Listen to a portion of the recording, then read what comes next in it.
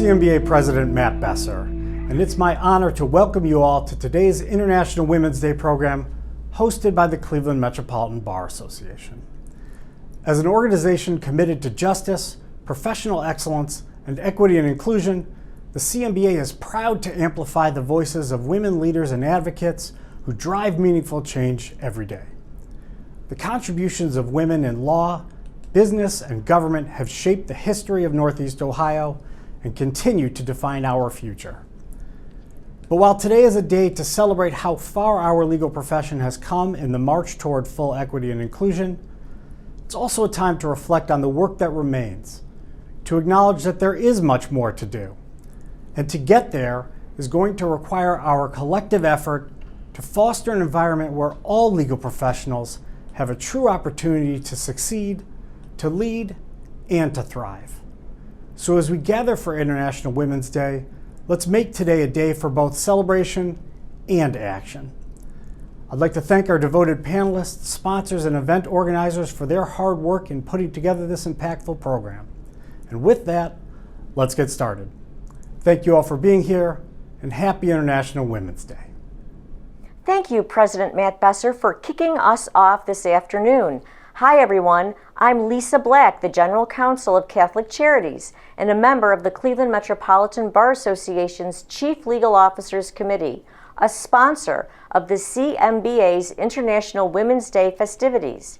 We'd like to take this time to invite women Chief Legal Officers of Cleveland to join our collegial group as we continue to meet throughout the year for programming and events tailored to those in our in-house roles. It is my privilege to welcome you to today's CLE program in celebration of International Women's Day. We are proud to sponsor this event as part of our ongoing commitment to advancing women within the legal profession. While we celebrate the many achievements of women in law, we must also recognize the persistent challenges and barriers that women continue to face in legal workplaces across Ohio. Today's panel discussion will shed light on these realities, examining the structural and cultural obstacles that hinder progress and exploring ways to foster meaningful change. As legal professionals, we have the opportunity to challenge these barriers and build a profession where all lawyers have the support, respect, and opportunities they deserve. We hope this session sparks thoughtful dialogue and inspires each of us to be active participants in creating a more equitable legal community. Now, it is my pleasure to turn it over to our distinguished panelists, Bethany Studenik, Cami Brower, Anne Marie Ahern, and Kelly Barnett. We look forward to an insightful and engaging discussion. Thank you for joining us today, celebrating International Women's Day. Our presentation today is called Raising the Bar, Bias, Awareness, and Resources. My name is Cami Brower, and I'm a partner at Employment Law Partners, an employee-side labor and employment firm. I'm also the treasurer of the Ohio Women's Bar Association. It's one of the organizations that's sponsoring the CMBA's International Women's Day events and the CLE today. And I'm also moderating today's program. Before I introduce our fabulous panel, if you couldn't join us last time, I just wanted to give a brief overview about Raising the Bar initiative. The Raising the Bar initiative is sponsored by the Cleveland Metropolitan Bar Association, Women Law Section, and the Ohio Women's Bar Association, and along with Enlightened Solutions, which is an organization that was co-founded by our panelists today, Bethany Studenik. Our mission is to create a safe and confidential space for women in the legal profession in Ohio who experience gender bias, discrimination, or harassment to privately discuss their experiences, seek advice, and/or take action. The genesis or idea for this initiative was kickstarted by attorney Kelly Barnett, who's on our panel today, and also Professor Jennifer Kupar with the Case Western Reserve School of Law. And with that, I want to introduce our panel. Again, we have Bethany Studenik, who is not only the co-founder for Enlightened Solutions, but is also of counsel for the law firm of Sobel, Wade, and Mapley, which is also an employee-side labor and employment firm. We also have Anne Marie Ahern, who's the co-managing principal at the law firm of McCarthy Levitt, and also practices employee-side labor and employment law. And then lastly, we have Kelly Barnett, who is the Senior Vice President and Senior Managing Counsel for AmTrust Financial. And we are going to start with Bethany Studenik, who created a survey that was distributed by the CMBA and the Ohio Women's Bar Association that some of you may have completed to learn about women's experiences in the legal profession. And Bethany collected that data and interpreted the survey results that she'll be discussing today. So with that, I will turn it to Bethany. Thanks, Cammie. Very excited to be here today. So we're going to go through a couple of slides to talk about what the findings were, and then we're so excited to get into some of the discussion around this. So we're going to start out. I won't introduce myself again. We just had a lovely introduction from Cammie, but my name is Bethany Studenik. I've been doing this work for quite some time, and so I do a lot of work around civil rights, has been kind of the through line in my career. So in this conversation, I want to root us in the concept that making better workplaces for any group makes better workplaces for everyone. What I mean by that, it's this concept of targeted universalism. It means setting shared goals for everyone while making specific adjustments to help those who face unique challenges. Basically, it boils down to when women thrive, we all thrive. To talk a little bit about the methodology of the survey, we utilized a survey type called phenomenological research. And basically, this is a fancy data science word for looking at the lived experience of a particular group. And we paired that with both qualitative and quantitative metrics. I find this very impactful in our work because whenever you're talking about data, it can be very easy to kind of lose the story and the impact behind those statistics. And so it's important to pair not only the quantitative metrics, but the stories behind and the impact behind each of those metrics. To tell you a little bit about who took the survey, we had 115 responses from women attorneys all across Ohio. Our respondents ranged in age from 26 to over 61. We had respondents that had about a decade of experience, but of course we had folks with less and more experience. And most respondents work in firms with over 100 attorneys, followed by a tie between smaller firms and in-house counsel roles, although we had a sprinkling of a lot of different roles and representation. Our respondents are 87% white, 12% black, 4% Hispanic, 3% Asian, and you can see the population here compared with ABA data. And that's just important to understand to know what voices may be missing and who's represented in the survey data we're going over today. A lot of this focus is on microaggressions, and microaggressions are important to understand because they are one of the main driving factors that are moving women out of this profession or moving them into different careers. It can be one of the biggest barriers that women face. And it's a broad array of different exclusionary behaviors and tactics, and we'll go over some of them today. Part of the basis of this research is to understand what are some of those tactics and behaviors that are creating these outcomes that we're seeing that really result in inequalities for women in the legal profession. Here's a few. Being interrupted or spoken over, the expectation of non-attorney labor, so assuming that women attorneys are going to be the one to take notes or make coffee or set up the birthday parties for everybody in the office, being talked down to or condescended to, being paid less than male counterparts, mistaken for non-attorney staff. The list kind of goes on, and I do encourage you to read the full report. I believe there's a link available so you can get into each of the percentages here.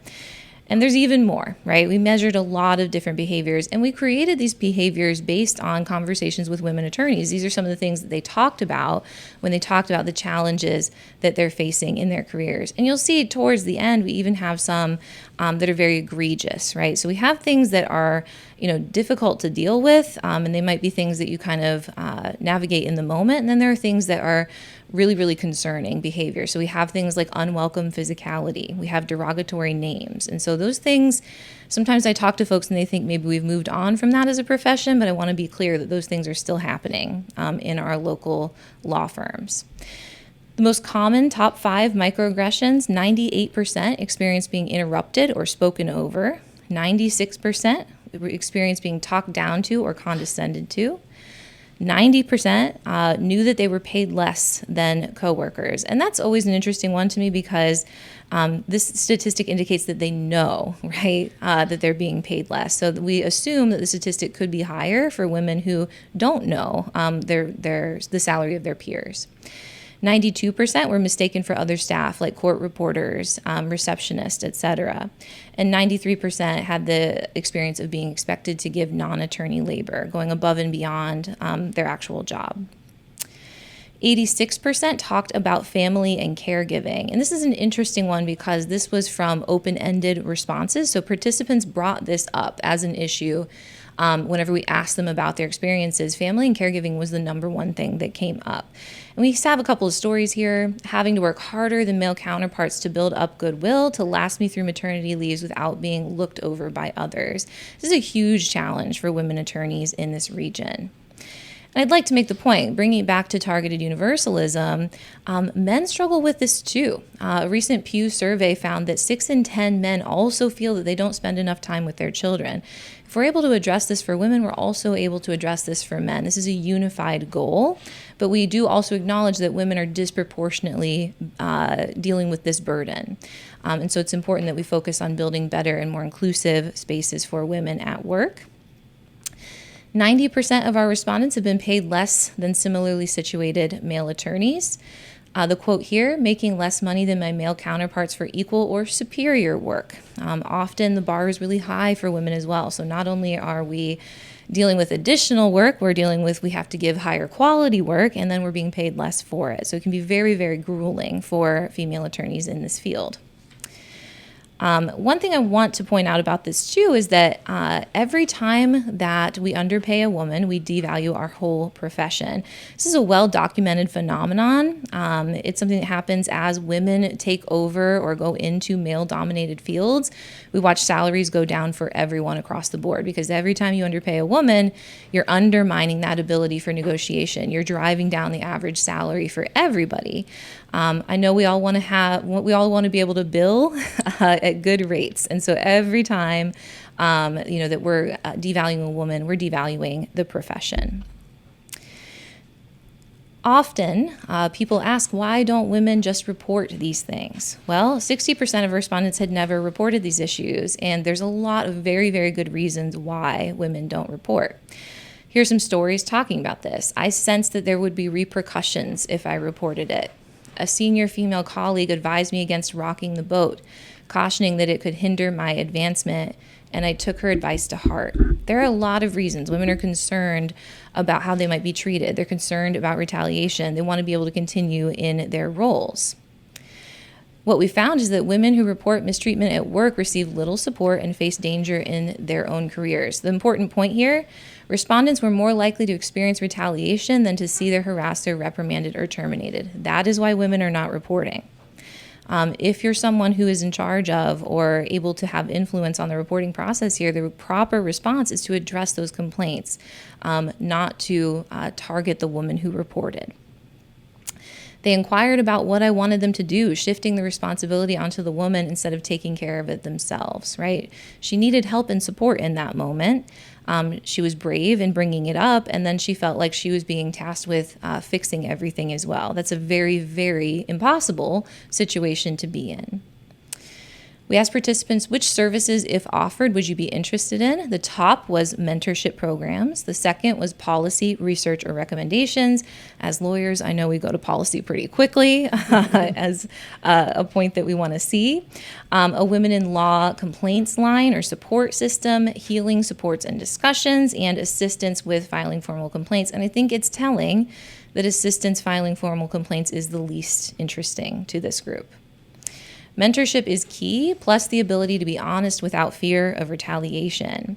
I could use mentorship. It would help to have discussions with older, well-established women to discuss current challenges and seek advice. And for me, that has been the most impactful thing, having women that I can talk to. So really excited to have this discussion today.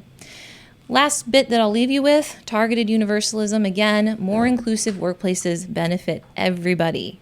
Competition. Diverse workforces fare better in a volatile market. There's a whole body of research. I have whole presentations on just this point.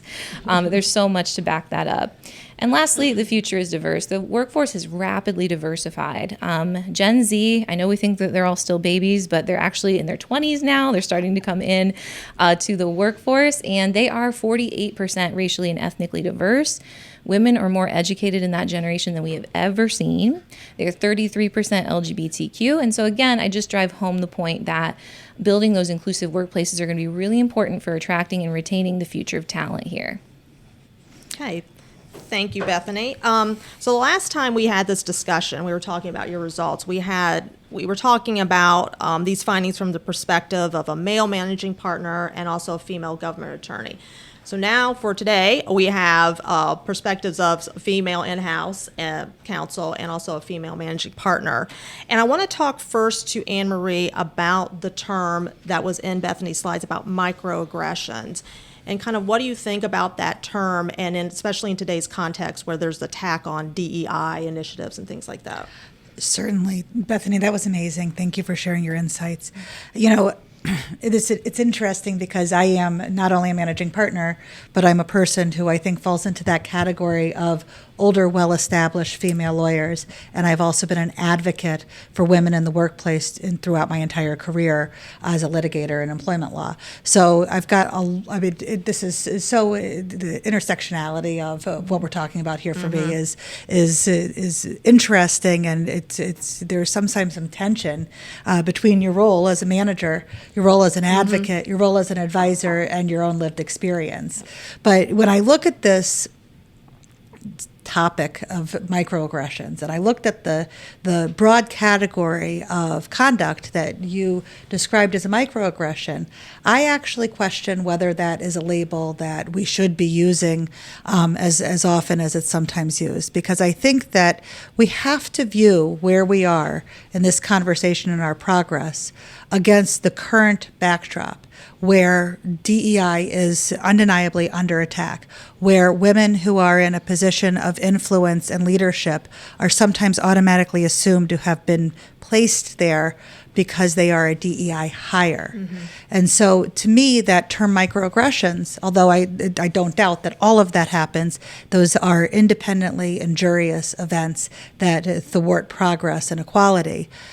I think that it's also a term that can be a dog whistle for people who are looking to describe these efforts towards equality and diversity as something that is unneeded, unnecessary, provides preferential treatment. So I think that we have to be really discerning about the conduct that we're describing and really take each of those issues as they arise. And, you know, for instance, a difference in pay is a entirely different. It is an independent adverse employment action versus someone who says, "Oh, can you take notes in this meeting?" Offensive as that may be, these are vastly different situations that I think warrant their own discussions. Okay. And Kelly, what do you think about, again, that term microaggressions, and what have you seen in your experience? Well, I think the data is important. The data that Bethany shared is important, and I think the context and why we see these microaggressions is very important. I think it's equally important, though, to equip women with the tools and strategies so that they, if they choose, and I'll talk about that in a minute, if they choose to address the microaggression, for example, in the moment, that they know how to do it. But I want to lead that conversation off by saying, even though we're talking about things that happen in the professional workplace, I think making the decision to address a situation, whether as an ally or your own personal situation, is a very deeply personal decision. You may choose not to address it. There's nothing wrong with that. You may choose to address it. That's okay too. But what I don't like hearing, and building on the slide that you shared earlier, Bethany, about reporting, is that the right decision for you is the decision you make. Okay, and I want to emphasize that. I think what I thought I would do is just give a couple of examples of how I've addressed a few situations that have happened to me. Some perhaps are described as microaggressions. I think things like family leave, I would describe those as macroaggressions. Okay, but one thing that I encountered a lot, and I did just a few days ago, is what I would call terms of endearment. For example, I was in a high-stakes mediation earlier this week, and this more experienced lawyer from a southern state kept referring to me as honey repeatedly. I was in this mediation with my executive client, several people in the room. He kept referring to me by using that word. And I chose in the moment to decide I'm going to address that with him privately. And what I did was, on a break, I called him aside and said, "Hey, Bill, can I talk to you for a minute?" That's not his real name, by the way. "Can I talk to you for a minute? To protect No, the I don't innocent." think you intended to offend me, but you did. And again, I don't think you intended to, but from here on out, can you just call me Kelly or Counsel or Ms. Barnett? Just don't call me honey." And he was very sorry. He was very apologetic. I think he didn't mean to offend me. He did. It was important to me, and this was my strategy. It was important to me to call it out. But what I'm also always struggling with is balancing what you might have heard about as the likability bias. And so as women, there's a stereotype that we are supposed to be nice and, go along to get along. And I'm always trying to think about that bias. Unfair as it might be, it's there and it exists. So I'm always trying to think about it when I'm figuring out how to address a particular thing. Whether to address it, and if so, how to address it. And so in that moment, I chose sort of a private approach, a conversation. I didn't see the need to embarrass him. There have been other situations where in the moment it was something I needed to address. Years ago when I was in court, an opposing counsel commented on my body. And in that moment, for me, what felt right was to shut it down and say, you can't say that to me. Don't say that to me. I was professional and I was calm. I never see a need to raise my voice in those moments. But that was how I addressed it. How did your opposing counsel react when you said that? Startled. He was startled. I was Okay. calm. I mean, again, I don't think berating somebody or yelling is productive. And I certainly wouldn't do that in court. But he was calm. Everyone saw it. It was something that for me, not the jury, we were coming back from a recess, gathering our exhibits, but it was something that I needed to do. Again, someone else might make the decision. I'm not going to address that. That was how I reacted. I think comments about maternity leave, again, very deeply personal how you react to those. I mean, some things that I've witnessed are, I'd say comments. For example, are you sure you can handle that? You're 7 months pregnant, for example. Or it seems like you've slowed down since you've come back from maternity leave. I've heard that a lot. I mean, to me, as offensive as it may be, remaining calm is important. And certainly let's start asking questions. If you're what do you mean by that? For example, are you unsatisfied with my performance? If you are, let's talk about it. But I'm deeply committed to the work that I do for this firm or for this organization. And I want to talk about why you made that comment. Again, being calm and professional, I think, is important. One more example I'll give. Sure. And again, I don't want to name names. I don't think that's productive. But I was in a phone conference with a client who's very, very senior to me, a colleague who's very, very senior to me, a lot of people on the call in and outside of my organization, someone who I would regard as a good guy, a good person, and absolutely shut me down in the middle of the conversation. "Kelly, stop talking." Yikes. Which for anyone who knows me is not an easy thing for me to do. I chose in the moment not to embarrass him, even though I was deeply embarrassed. And I thought that was very disrespectful. And I was also very angry. And I don't think, for me, having those conversations when you're very angry, for me, is not going to move the ball, is not going to help raise awareness. It's going to distract you from raising awareness, which is what a lot of these conversations are about. I had a private conversation with him later and said, for the sake of our working relationship, I need you to know that I felt very disrespected, and I thought it was very unprofessional what you what you did. Very apologetic, and I've seen, just from working with this person for several years, a shift just in other conversations for how he reacts in conversations and how he handles conversations and for managing interruptions. And I don't think he meant anything by it, which is sort of the last point I want to make. Mm-hmm. I think some things are objectively terrible. No matter who's looking at it, most people would agree that certain things are bad. Right. But I do think there's a tendency, and what I think people ought to avoid is jumping to conclusions when things are said to them or when they witness things. The example I gave earlier about the attorney from down south who was calling me honey, I don't think he meant anything by that. I think, we all have these different backgrounds and experiences, and even though it might not be something I can relate to, I think he didn't mean to do anything. So my point simply being, I think it's important not to jump to conclusions and to be calm and professional when you want to raise things, but don't assume that it's coming from a bad place, and try to reframe it and educate. Okay. And I really believe that. Anne-Marie, you jump in. A lot of the work that I do with clients, often I'm advising clients and high-level executive behind the scenes. And, there's this reluctance to bring a concern forward because of fear of retaliation. People are torn between, how do I preserve my self-respect, also advance the cause of women, and also protect my career, protect my advancement, protect my trajectory that I've worked so hard to get to. I always say, don't worry. We can do this in a way that is befitting your position, your role, and your career goals. And I think that's, I think that we, as upstanders, and we've learned that you have to stand up for yourself.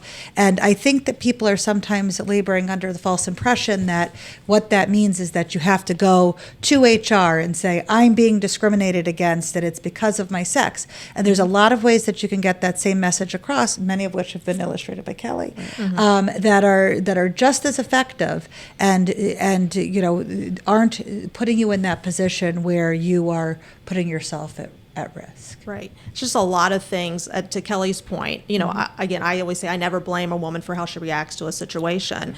And when you're, Anne-Marie, the things you have to juggle and think about in the moment, like my client, how's this going to affect my client? How's it going to affect me? It's a lot to think about. And if you can't do it in the moment, you can do it at a later time, something that befits the situation. And again, you have to do it in a way that works for you. I mean, we could be facing the very same situation, and you might approach it differently. Right. I had a situation where I was on a court call, and someone said something inappropriate, and I said, counsel, you either refer to me as, Miss Brower, or counselor, do not call me by that name. And people are like, I can't believe you thought to do that. And I said, I couldn't believe I had thought to do that either. But, I don't know. I just did it. There's one other piece of advice that I wanted to share about very common microaggression, and that is the being interrupted. And, I remember Judge Janet Burnside once said that the way that she handled that, and I saw it over and over again, is that she said, I'll finish my sentence, thank you, and just kept going. And I have used that throughout my career, and I love like that piece of advice. Yes. Because it's very direct, it's not rude, but it's basically just saying, I'll not be interrupted, and I'm going to continue. I have another suggestion too, and I like Yes, that. go ahead. And I was assigned to her room for several months, so I can definitely recall times when she said that. Something that I've used a lot, and I report to a New York executive team, so like interrupting's their thing. No offense to New Yorkers. But, I will often say, Bill, I want to hear what you have to say, but I'm going to finish my thought. So you're inviting them into the conversation, but you're saying, just hold on, and then you can talk. I just add to, when we were talking before we started, Kelly, you made, I think, a good point, and we've kind of covered it, is that I think a lot of women feel guilty whenever we don't maybe say something, or we feel like we have to stand up for every single thing that happens. And you were talking about, kind of liberating us from that idea that it's okay if this isn't something that you want to address right now. That's also a valid choice. So having the tips for how to do it, I think, are so helpful, but also don't beat yourself up if this isn't a battle that you want to fight, especially because microaggressions are so prevalent. We're dealing with them every single day that we're interacting with folks. And so if you're feeling like something is, I just can't handle that today, or I can't address it, and then you walk away and you're starting to feel guilt, don't feel guilt. You don't have to address every single thing that's lobbed at you. And I think that's very, very good advice. And I want to also move to, and Kelly sort of touched on this, like what allies can do when they see, a woman being interrupted or called an inappropriate name. Like in my situation, I would have liked the staff attorney to have said something to counsel, but he did not. So, and maybe that person had reasons of their own why they wouldn't do that. But what do you think about that? Well, first let me say what's not helpful, in my opinion, is not doing or saying anything, but then coming to my office or calling me later and saying, "Are you okay? That wasn't right, what happened?" Now, some people might say, "I don't want somebody defending me. I can speak up for myself." But I've had it happen many occasions where someone's called me and said, "Are you okay?" And they literally said nothing. What I think would be helpful, and I'll use the example of interruptions, for example, and I've done this many times for men and women, by the way, is say, "Hey, Bill," and anyone named Bill, Bill's a bad guy. Bill's getting offended. Okay, I'm just picking that. My stepdad's name is Bill, so it's just the first name that pops in my head. But hey, Bill or Susie, I think she's making a great point. I'd like to hear her finish it, and then let's hear your thoughts. I think there are ways you can do it without saying, "Stop interrupting her. Stop interrupting him." I don't think that people are going to get defensive if they feel attacked, even if you're not attacking them, okay? And so I think there's a bit of psychology, to your point, involved in how you approach situations as an ally, as well as being the person who's the subject of, a moment.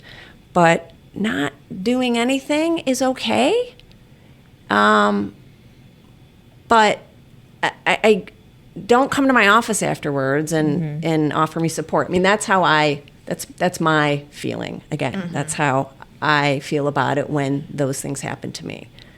And again, every ally has a different approach and a way of handling it. But I think when it's something that's objectively terrible, when I'm the ally in the room, I feel like I have a responsibility to say something in the moment, not later, not 10 minutes later, but right then and there. Yeah. Because that after conversation feels like, so you did see it, Yeah. right? And you elected to do nothing, and that's frustrating. Yeah, and again, it depends on, it depends, right? But, and I also, it depends on how I know the people in the room. Sure. Context. If someone's an ally to something that's being said to me, they know, I'm good. I'm going to handle this. But again, if it's something objectively terrible, it's really hard for me to understand, not always, sometimes, why some people don't speak up. If it's a junior attorney or something in the room, I absolutely get it. But leaders in the room can't just sit there, in my opinion. Okay. What do you think, Anne-Marie? I think that sometimes it's easier to be an advocate on behalf of others So it's than just it is thinking. yourself. Yep. And so, I don't find this a difficult space to navigate. Right. I do think, to Kelly's point, that, and maybe it shouldn't be this way, but I think giving people the opportunity to save face, even if they perhaps don't deserve that opportunity, is important to move the needle and to affect change. Because if you downdress a person in the moment or in front of colleagues, or call them out in a way that's direct and embarrassing, that's not likely to improve behavior in the future.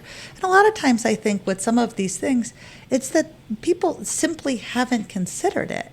And if you ask them to think about it differently, in a way that is collegial, in a way that is direct, but also advocating for what you know to be a behavior that should exist in the workplace, I think you're much more likely to have a good result. And you're not putting that person on whose behalf you're advocating in a difficult spot. Yeah, that's a good point. All right, I want to shift now the conversation to family and caregiving. And I want to go back to you, Anne Marie, and talk about kind of your story about being a mother and joining your McCarthy-Leavitt and what that experience was like for This you. is one of my favorite things to talk about, because I had my first baby at age 33 after having worked a lot of very long, very hard hours. I went back to work after 8 weeks, and my mentor, who was a wonderful trial lawyer and a great sponsor of mine, Ellen Simon, suddenly it was just her and I.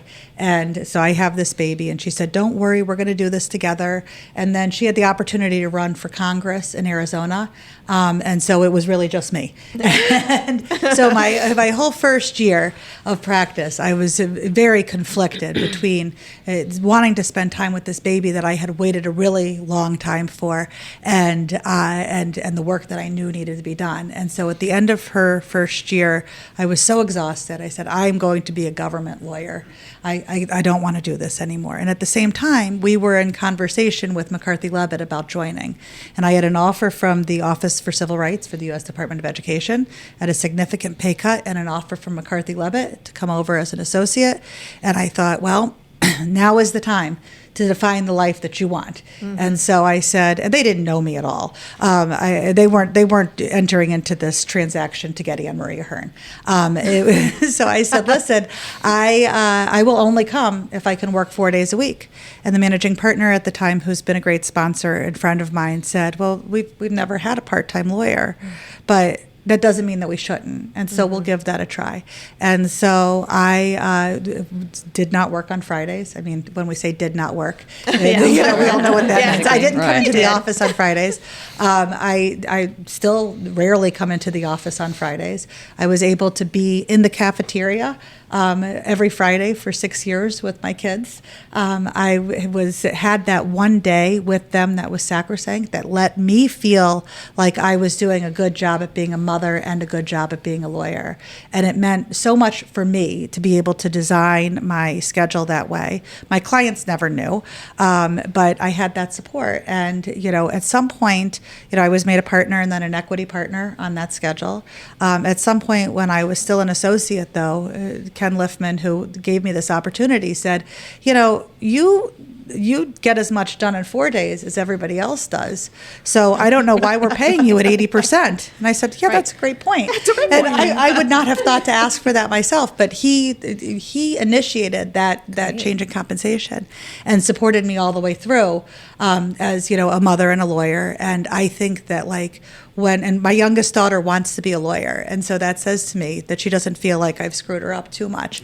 But it's that having that balance of being able to have success as a mother and success in my career is something that I will be eternally grateful for. And it started with making that ask for the 4-day work week. Okay. And I want to kind of jump to about. And we got this comment or feedback from our last survey about single mothers and what they can do. I mean, I was not a single mother. I had my own law firm. I didn't have any, help at the law firm. I said, well, I need help somewhere. So I was fortunate enough that I could get a nanny to help with the child rearing, because it was just me, myself, and I at my firm. But for single moms who can't afford a nanny, who are trying to navigate their legal careers, and raise a child, I want to ask the whole panel kind of what your advice or tips would be for that single mother. I think one of which is, like Anne Marie, having a conversation about what you need, at your law firm. And actually, we'll start with you. I think it's really important, as we're looking at women, to really remember that we are not a monolith. And so one working mother's objectives may be different than another's. One single mother's objectives may be different than another. We have a wonderful lawyer at our firm who was a single mother, and it was very important to her to have an unlimited ability to earn as much as she could as a single mother, and to control her financial situation, and to have a formula that incentivized her to do well. That was what was important to her at the time that she joined us. Another single mother may need flexibility in her schedule. She may need, the ability to come in after the child's on the bus. She may need the ability to maybe work a reduced work schedule. So I think that it's really important to, and this is something I feel very, very strongly about as it relates to child rearing responsibilities, to meet the lawyer where they are. Because when you look at the data of women who persist to the highest levels of management and partnership in law firms, we represent 50% of the law school graduates and less than 20% of the partnership. Mm-hmm. So what happens between graduation and those opportunities where you have your highest earning potential is that it's really hard to have little kids and to be a lawyer, especially in some areas of practice. And so how do we have open conversations about what can we do to help you as a female lawyer create the life, the schedule that you are able to manage so that you can get through to the other side and persist in the practice of law. Okay. Kelly, what do you think? I'm not a single mom, but I think for any parent or caregiver, right, it's important to set and communicate boundaries early and often. So, and I'll end this point in a minute about saying I don't do that very well, okay? But I just think, as tempting as it is, especially as a younger lawyer, or just a lawyer, because we're always, with all the devices these days, there's just no end to the communication. But it's as tempting as it may be, for example, to respond to emails as you're sitting down for dinner. Don't do it. If you start doing it, it's hard to unwind that expectation that, if I email Kelly at 8:00 at night, she's going to respond. So I think it's important to set boundaries early and often. If someone asks you to be on a call when you're normally with your child at an event, sports event, dinner, say, I'm not available at that time. I don't even think you need to say, it's my family time. I'm not available, but here's when I am available. Mm-hmm. I just think, again, finding the boundaries that are right for you and communicating those from the outset will help. Mm-hmm. Now,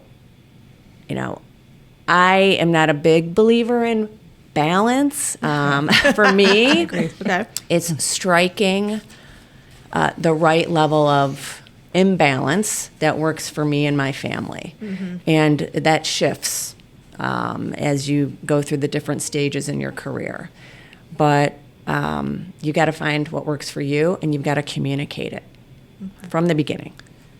And that, we talked about when we were discussing before we became live, or we're live, about being comfortable to have uncomfortable conversations. So tell us what you mean by that. Yeah, I mean, the types of conversations that we've been talking about today, if you choose to have them, they are never going to be comfortable. You might be used to having them, unfortunately, but no one's ever like, yeah, I get to say this, or I get to have this conversation. Right. So my point simply is, it's okay to be nervous. It's okay to be afraid. And it's normal to have those feelings, but try not to let that be the reason that you don't speak. To let that be the only reason that you don't act or speak up. And by the way, how you choose to act or speak up, and again, if you choose, it doesn't need to be some grand gesture. You don't have to give a speech or send an email blast. It can be a gesture that's consistent with your personality and how you would normally address situations. But don't not do it only because you're afraid. Okay. Think of, there might be other reasons you don't do it, but Sure. Don't let the discomfort of doing it be the only reason you don't have the conversation. Because then you'll never have it. Right. All right. Looking at the time, I want to jump to next about talking about what firms and companies can do to retain women. Anne Marie had brought to our attention a survey from the ABA. It was from 2019. It's called Walking Out the Door, the facts, figures, and future of experienced women lawyers in private practice. I do want to give a shameless plug to the OWBA annual conference. The woman who wrote the foreword to this survey, Hillary Bass, is the former ABA president, will be our keynote speaker for our annual conference held May 8th through 9th in Columbus. All right, done with my plug. But what does that survey talk about in terms of what firms and companies can do to retain women? You know, the data that it presents is very difficult to accept. You know, that 20%, and if you look at like the Crane's Book of Lists in Cleveland, you know, 20% of all partners in law firms in Cleveland and nationwide are female, and in Cleveland it's actually much worse than that. 20% was like the high water mark. Okay. And so, you know, the when I saw those figures reported, I thought, this is crazy, because law firms, for at least the last 20 years, have had women's committees. There has been an intentional effort to hire, recruit, train, retain women. Most law firms have been very mindful of the goal of diversity. And, you know, and nonetheless, the progress is not there. So I think that, you know, having a very strong mentorship program within your firm, having flexible work schedules, having a compensation system that is open and transparent. These are all things that that help move the needle. But really creating that community where women feel supported, where you don't ever feel alone. Where women are in leadership positions, and so there's representation, and young women lawyers see senior lawyers in the firm who have succeeded, who have succeeded financially and otherwise. Those are all things that will help keep women persisting in the practice of law, and to also understand that there is there's going to be, and I think that it has to be recognized that if you are a woman who has children, there is going to be a difficult period of your career where you are torn in so many directions every single day that it is difficult on the best day to do a good job at all of it, but that it gets easier. And I think just having women who have been down that path and can see the other side as someone who sees being an empty nester on the horizon, I think that it's really important for people to understand, like, you can do this and it's all going to be okay, and you are doing a better job than you think at all of it. Okay. Bethany, we'll turn to you. Yeah, I would just add, what I like about your point is that you're talking about what employers can do to a certain extent. And I think, conversations about, having space for women is so important. So we're able to talk about and think about these tips and best practices. And at the same time, we can't lose sight of the conversation that in order to do something differently, we have to do something different. Right? So systems have to change to some extent. And so you're talking about flexible work arrangements. You're talking about making sure that there's pay equity in the compensation scales. You're making sure that there's mentorship opportunities and promotion opportunities.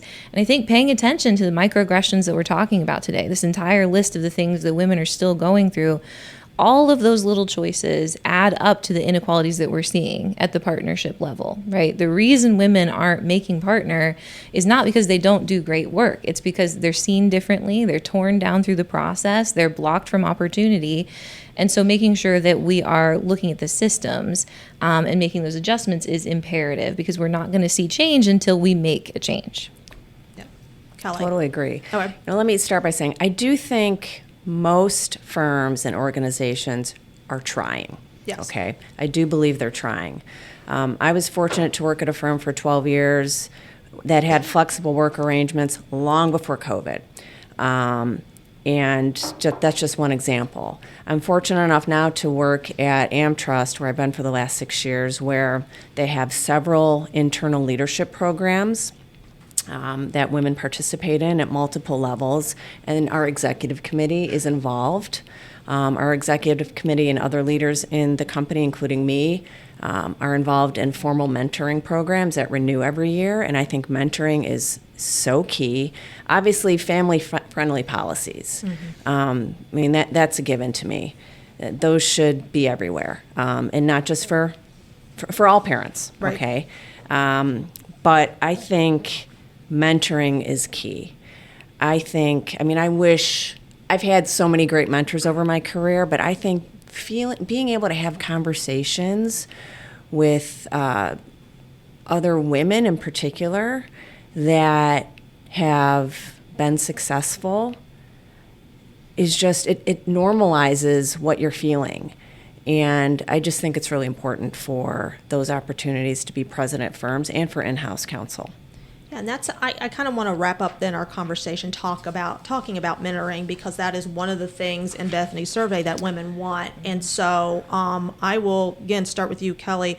What kind of advice would you give for either being a mentor or mentee, or how to navigate that relationship if you want such a relationship? Yeah, so I think one misconception about the mentor-mentee relationship is that, it's on the mentor to do all the work. And it's a two-way street. And if anything, you as the mentee are the one doing the work. So, obviously you need to identify a mentor, someone that you admire, ideally in your profession, in your practice area. But I think once you have that mentoring relationship, you have got to figure out what you want from it. You've got to set clear goals and expectations. You've got to communicate those. You've got to show up. Yes, I was just getting ready to say, As make it a someone priority and show up. Yeah, someone who's been a mentor. Yeah. And I love mentoring. Okay, it's very life-giving to me, bucket filling for me. But nothing's more frustrating than, we're all busy. Okay, I jumped off a plane and rolled into my house at 9 o'clock last night, and I had a mentoring call at 8:15 this morning, doing this. And 5 minutes before the call, I got an email, sorry, I can't make it because I'm busy. Be respectful of the effort that your mentor is putting into it. Because most really good mentors take it seriously. And it's a relationship that needs to be nurtured, but I think it's so important. Okay. And like I said, I've been blessed to have a lot of great mentors over my career. Anne-Marie, what's your advice about that type of relationship? I too have been blessed with critical mentors at every juncture of my career who have been instrumental to my success. But I would say that for me, each of those relationships was not a formal mentorship, right? And I think that remember, a mentor-mentee relationship doesn't have to have that label in order for it to be really effective. And I would like to think, to some degree, I've mentored, many of the lawyers and law students that I've interacted with over the years. But I think that, sometimes I would resist the label, because just being available to that person to support their career, to know that the door is always open, to serve as an example of, how to navigate a law firm environment or the legal system. Those are all ways that you can mentor informally that I think sometimes are a little more authentic than when you pair two people together and say, you shall mentor and you shall be mentored. Yeah. Can I build? I'd like to build on that. Oh, I think that's a great point. And I think, anyone listening, you can be a mentor right now just by paying attention. So when you see another woman lawyer, for example, if you observe that she's having a moment, or you know that she's having a moment, reach out to her. How you doing? Do you want to talk? And she might say no, and that's okay. But sometimes just that small gesture of reaching out or offering advice, or when she asks you to go to lunch, going to lunch, or when you say you're going to show up for her event, showing up for her event. Sometimes those small gestures can go a long way too. Right. And I think with formal mentorship programs where you get kind of you're going to be the mentor, you're going to be mentee, I think those are fine, especially if people who are kind of maybe shy about that type of thing. But if it doesn't work, don't think, oh, this is never going to work. Don't be shy about going back, asking for a different mentor or mentee, and in addition to creating those relationships organically. Bethany, what's your thoughts? Yeah, my best mentors have not been through a formal program. And I feel like when I started my career, you're told you need to find a mentor. And so I'm kind of walking around, are you my mentor? Are you my mother? Are you? And, you kind of learn that mentorship can be very small things and it can be more long-term relationships. And I've had so many different types of mentors over my career. And I also think a good mentor is also going to go to bat for you. You're going to speak your name in spaces that maybe you're not in. They're going to promote you as someone to look at. And so there have been so many great mentors, both men and women. So many women have been amazing mentors. I'm not sure I'd even be practicing in law if it wasn't for my partner, Claire Wade. I remember having lunch with her and saying, I always said I was never going to really practice law. I was doing this because I wanted to learn policy, but I think I might want to step into the space. And she just brought me in with she just handed everything to me, and she always shows up, and I ask the silliest questions. I'm like, am I supposed to be asked? I feel like I should know this.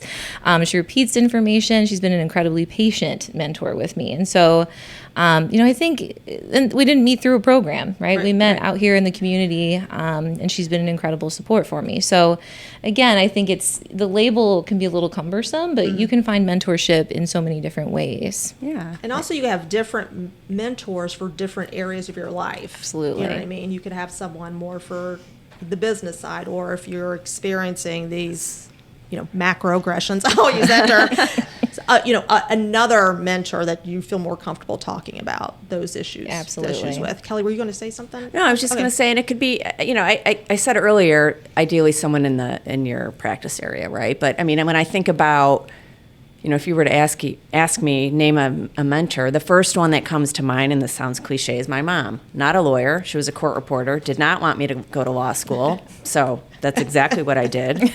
But the reason she's still a guidepost for me today is because she had a growth mindset, and she taught me that view roadblocks, which is what we've been discussing today, as opportunities, as challenges, and reframe. I mean, and I know we're running out of time here, but I was, 10 years old, on my elbows propped up watching some ice skater do like a triple pirouette, and I said, I'll never be able to do that. And she came and yanked me up and said, don't ever say that. You can do anything you want if you're willing to work hard enough and if you want it. And I think about that every day. Every morning I'm like, I have to deal with this today. How am I going to do it? And I just think about that. This is an opportunity. Right. All right. We good on time? All right. I want to thank all our panelists for your discussion and your insights and sharing your experiences. I really appreciate it. And thank you, everyone, for attending today. Thank you. Thanks. Thank you. Great job.